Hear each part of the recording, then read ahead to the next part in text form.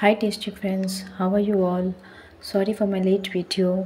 Actually, I was very busy with the events. Next time I'll post you the events videos also. But today I want to introduce to you sweet, which is good and best for the beginning as our tradition. Order for your health regrowth.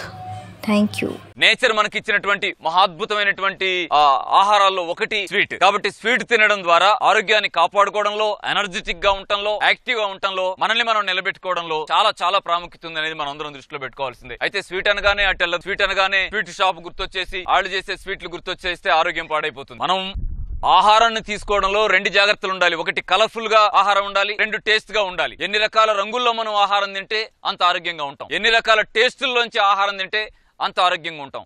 అలాంటి టేస్టుల్లో sweet అనేది చాలా చాలా రారాజు లాంటిది. పులుపుని ఇష్టపడే వాళ్ళు, కారాన్ని ఇష్టపడే వాళ్ళు ఉండొచ్చు, కాదనడం లేదు. కానీ ఎక్కువ మంది స్వీట్ ని ఇష్టపడతారని దృష్టిలో పెట్టుకోండి. అయితే స్వీట్ అనేసరికి ఈ కృత్రిమంగా స్వీట్ బిజినెస్ చేసేటువంటి వైపుగా ఆలోచిస్తే దాంట్లో టేస్ట్ కృత్రిమైందే, కలరు కృత్రిమైందే. వాళ్ళు డాల్డాలో, నెయ్యిలో ఏదో పోస్తారు, భలే ఉంటాయంటే ఆ ప్రిజర్వేటివ్స్ వాడేవి కూడా కృత్రిమైనవి. అనేక రసాయనిక పదార్థాలు వాడటం ద్వారా కొట్లలో కొనుక్కొచ్చేటువంటి స్వీట్లు తింటే ఆరోగ్యం నష్టపోతుంది.